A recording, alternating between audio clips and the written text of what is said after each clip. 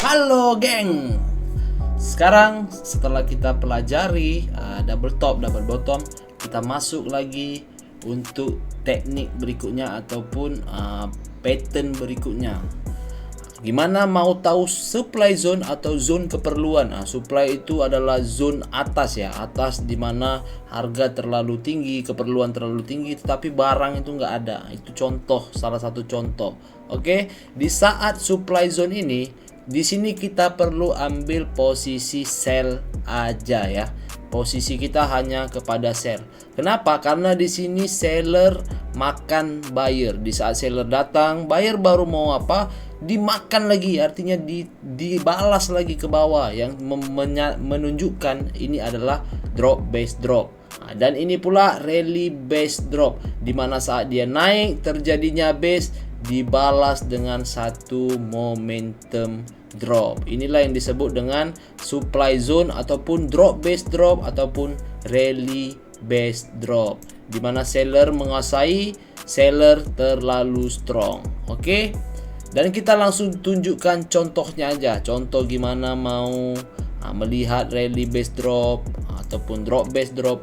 Drop based drop itu adalah di saat price turun terjadinya satu sideway ataupun base membuat sideway dan terjadinya penurunan. Ini adalah contoh drop based drop. Dan rally based rally, di saat dia naik price terhalang, adanya supply, terjadinya base di atas dan turun. Ini adalah disebutkan dengan rally based drop. Di saat drop based drop adalah turun dari atas turun ke bawah, membuatkan satu base dan melanjutkan penurunan. Itu adalah drop based drop ya, drop based drop. Di saat rally based drop adalah saat kenaikan terjadinya terhalanglah harga dan membuatkan satu base dan dibalaslah ke bawah, membuatkan satu supply zone ataupun ini kita sebut dengan supply zone. Ini adalah drop based drop dan rally based drop.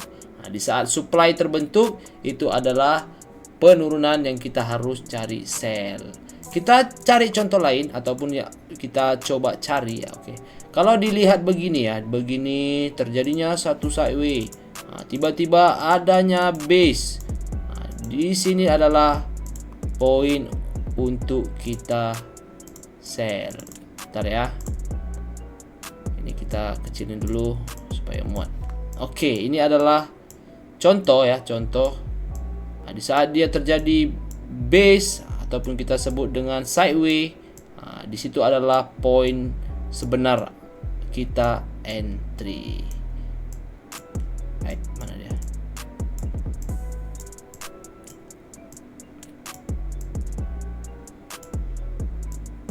Oke, ini adalah base area ya. Base area di mana kalian perlu menunggu satu retracement sebelum kalian melakukan entry. Oke, ini adalah base. Sebagai contoh ini adalah base-nya ya. Base kalian perlu menunggu satu retracement. Retracement ini dia yang udah di breakout. Kalian udah pelajari di awal. Di breakout dia datang dengan retracement untuk dia sampai. Ketika dia drop based drop terjadinya satu retracement, ini adalah poin untuk kita sell ya. Ketika dia masuk begini kita sell. Manakala pula kalau rally based rally, rally based rally, kita ambil satu contoh. Di saat price datang naik, di sini terhalang ya, terhalang dengan base. Ini adalah poin untuk kita tunggu entry-nya. Ya, ini adalah rally base rally karena terbentuknya base ataupun ada reaction. Dia udah menurun, datang, ini adalah poin untuk kalian menunggu sell. Ketika dia datang, itu adalah poin untuk kalian sell. Oke? Sampai di sini ini adalah contoh dan kita akan langsung masuk ke chart ya. Chart kita cari drop based drop ya. Oke, ini udah ketemu langsung ya. Ini ada ketemu langsung.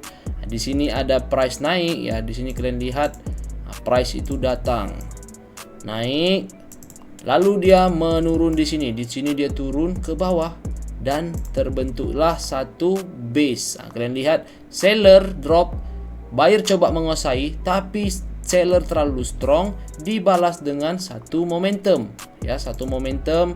Kalian tandai base-nya ini, bisa kalian ambil body, bisa kalian ambil shadow, semuanya tergantung dari kalian. Ditambah di sini ada drop base drop ditambah dengan apa? Bearish engulf. Kalian lihat adanya bearish engulf. Di saat price masuk, apa yang kalian dapatkan? Di sini dia breakout, dia datang. Di sini ada 2 poin ya. Satu ialah engulf, satu ialah apa? Drop base drop. Jadi kalian mendapatkan 2 poin. 2 poin untuk kalian langsung entry, dan kalau entry di sini 2665 sampai bawah ini udah 400 pip. Mengapa kita bilang ini bisa dipakai untuk intraday? Dan kalau kalian mau pakai di time frame kecil nggak masalah, tapi kalian harus tandai risknya 20 atau 30 pip dari last layer entry kalian. Oke, ini adalah contoh drop base drop. Bentar, kita tuliskan. Kita marking. Drop base drop ya, terus drop base drop. Di sini dia datang retest dan dia terus turun. Kenapa kalian harus pahami supaya kalian tahu. Oke, ini adalah poin entry pointnya. Dan kita coba cari rally base rally ya. Di sini pun kalian lihat drop base drop. Kita tandai sekali lagi ya, satu contoh lagi. Drop base drop. Oke, ini adalah drop base drop ya.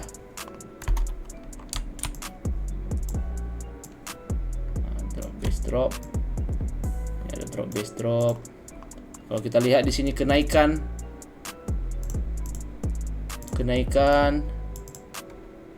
penurunan. Di sini ada base dan di sini dia drop. Jadi kita menunggu. Di sini kita perlu menunggu price datang untuk kita eksekusi. Kalian lihat di sini adalah rejection di sini. Walaupun dia terlebih sedikit beberapa pip, dalam 20-30 pip, makanya kalian harus bikin ekstra SL ataupun kalian letakkan risk. Setidaknya dia ada potensi untuk dia reject. Kalian lihat ini 300 pip. Ini adalah contoh drop base drop. Bagaimana pula dengan drop rally base drop? Ini adalah contoh rally base drop.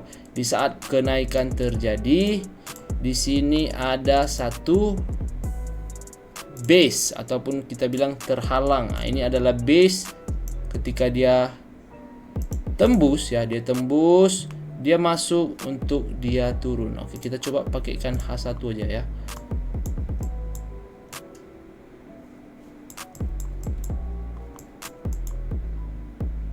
Oke, kita lihat di sini. Ketika dia naik adanya base, dia turun. Di sini ada base. Di sini base yang terhalang dan dibalas dengan momentum. Inilah adalah contoh drop base drop yang harus kita pahami. Drop base drop, dan ini adalah rally base drop.